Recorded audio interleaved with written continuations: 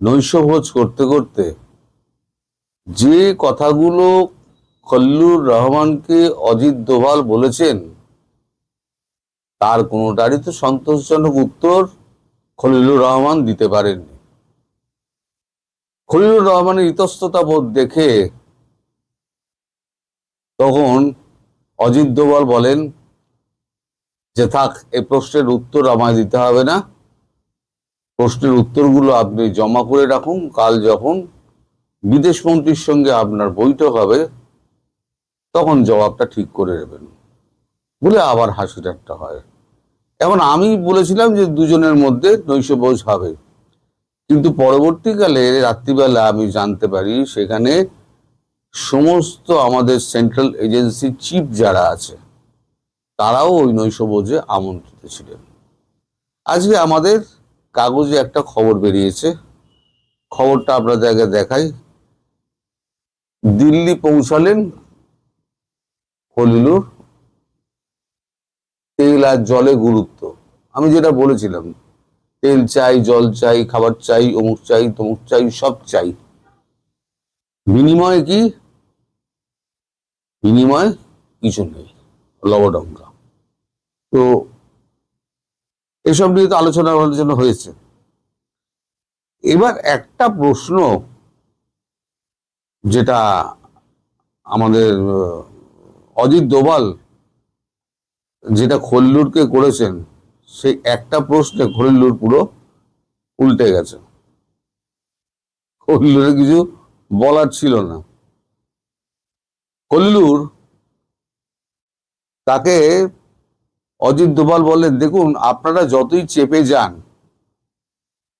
এই শারমিন চৌধুরীকে অ্যারেস্ট করার, শারমিনকে অ্যারেস্ট করার ব্যাপারে আপনাদের যে কাজকর্ম তাতে কিন্তু পরিষ্কার হয়ে গিয়েছে যে যমুনা যমুনাতেই আছে, ইউনূসের জায়গা মুখ বদল হয়ে সেখানে তারেক রহমান বসেছেন।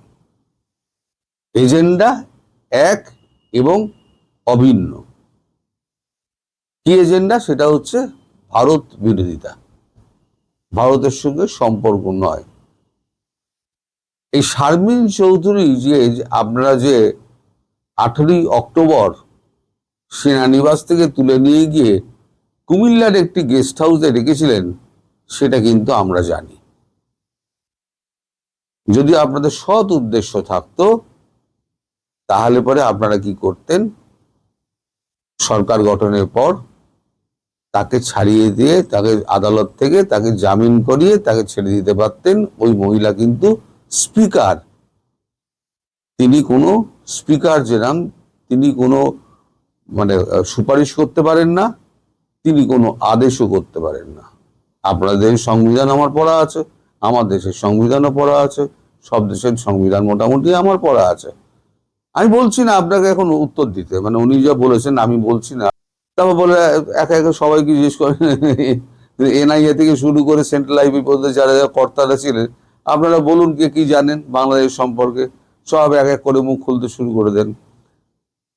এটা 10 মিনিট চলার পর মানে তখন মানে আন্তরিকতা বজায় আছে, কিন্তু বললাম না কাঁটাটা হাসতে হাসতে কথা হচ্ছে, কিন্তু কাঁটাটা কিন্তু বিঁধছে খলিলুরের বুকে। যে তাহলে পরে আপনারা বলুন যে ভারত কেবল দিয়ে যাবে, যে প্রশ্ন আমি গতকালকে করেছিলাম যে ভারত কেবল দিয়ে যাবে, ভারতের চাওয়া কি ছিল? ভারতের চাওয়া ছিল দুটো সিম্পল, টাকা নয়, পয়সা নয়, কিছু নয়। চাওয়া ছিল একটা সুস্থ গণতান্ত্রিক পরিবেশ, সকলের অংশগ্রহণমূলক নির্বাচনের পরিবেশ গড়ে তোলা, শেখ হাসিনার দলকে নিষিদ্ধকরণ থেকে বের করে আনা এবং তাকে নিঃশর্তে মুক্তি দেওয়া আদালতের মাধ্যমে, এবং পারস্পরিক সহযোগিতা বৃদ্ধি করা। এই তো বাংলাদেশ চেয়েছে, বাংলাদেশ এখানে চেয়েছিল।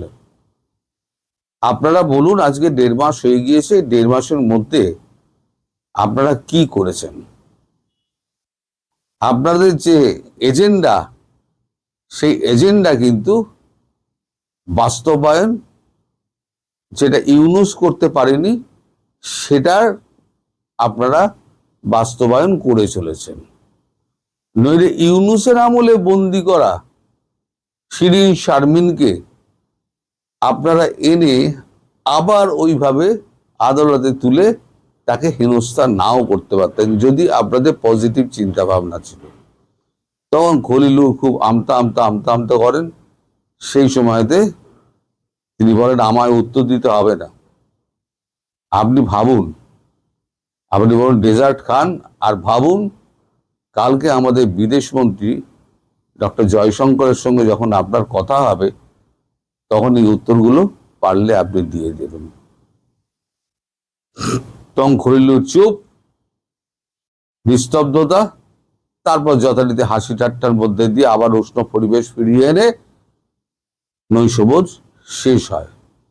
এই হচ্ছে কালকে খলিলুর রহমান এবং অজিত দোভালের কথাবার্তার নির্যাস, যেটা আপনাদেরকে আমি বলে দিলাম।